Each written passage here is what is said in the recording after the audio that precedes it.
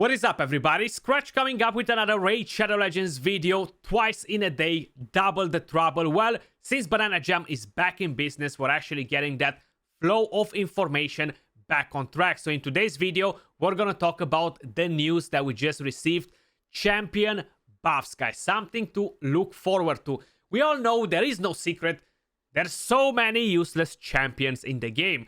I totally agree we need to have God tier champions, bad champions. But some of them, man, are so bad that we can't really use them at all, okay?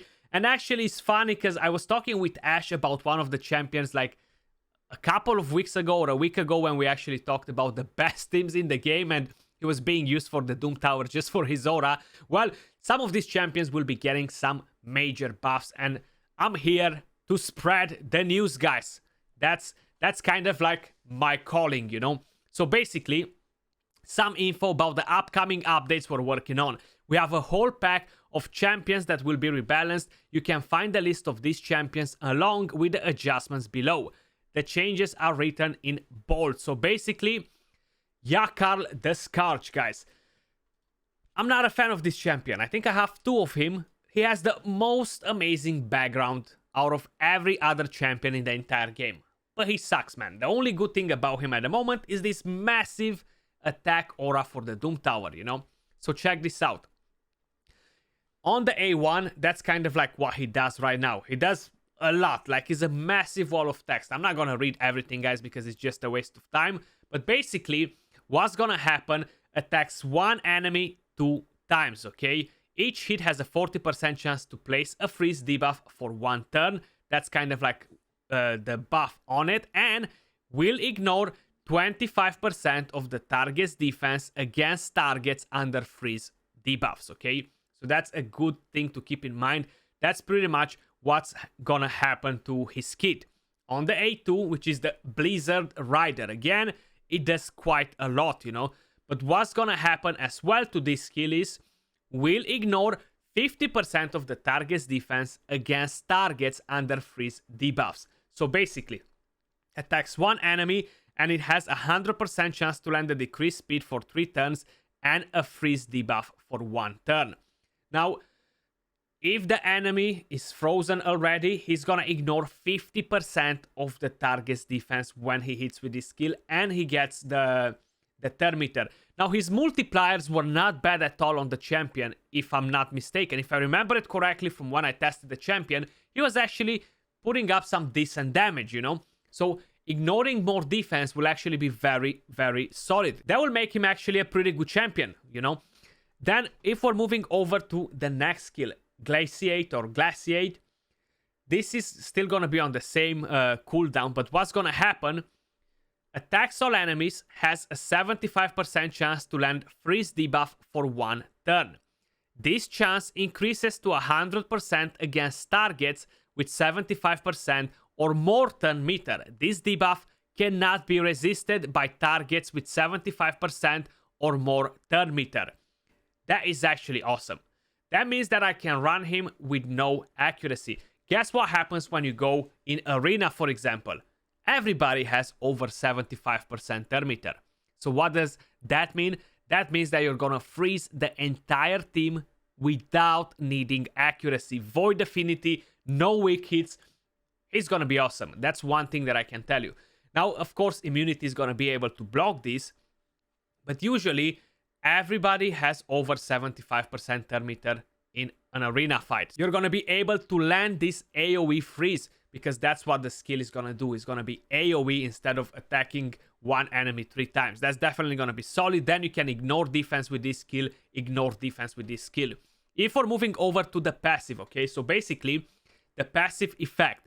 Increase. I'm reading you what's gonna happen with the skill. I'm not gonna read you everything on here, guys, just so you don't get confused, okay? So basically, the future change will be increases the damage this champion inflicts by 10% for each enemy under a freeze debuff.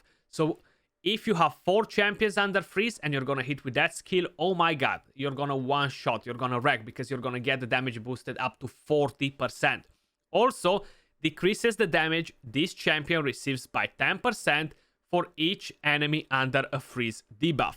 That again is better for PvE. You can actually use this to go against the spider, for example. Use it for the Doom Tower as a CC. Is gonna be pretty nice. The active skill, so right now he places unkillable. What's gonna happen after is places an unkillable buff on this champion for 1 turn whenever they kill an enemy under a freeze debuff.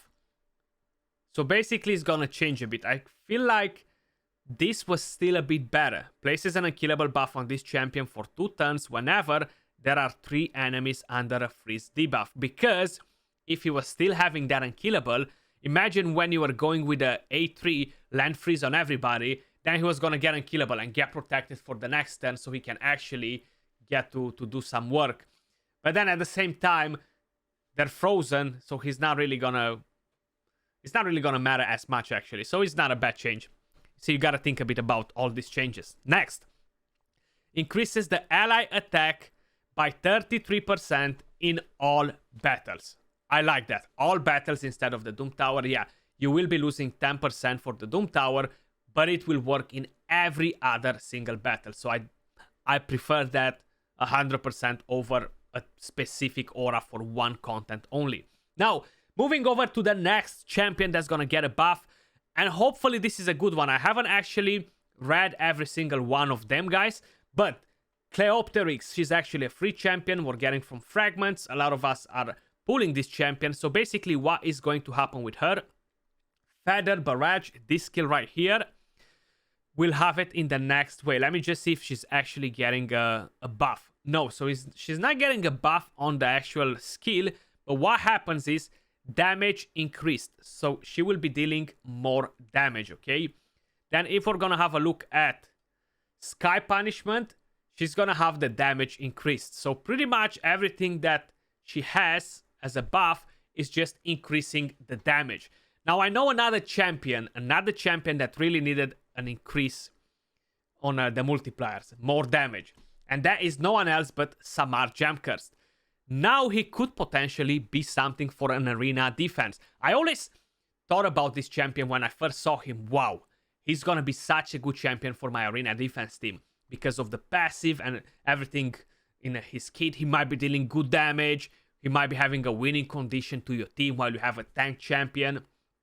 It wasn't the case because he wasn't doing any damage with his skills, you know. So right now what's going to happen on every single skill starting with the A2, A3, right here, Emerald Curse. So he's gonna get his damage increased, okay?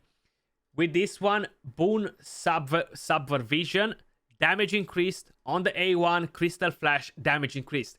Everything will be getting the damage increased. Now I hope that a substantial boost in the damage so we can actually use him as a AoE nuker, man, a HP based nuker. They're really lacking in the game. Hopefully he's gonna hit a bit harder than Magnar or at the same level with Magnar. If this skill is gonna do the same damage as Magnar, I'll be very happy because that means we have a new champion that's gonna be an awesome nuker, you know?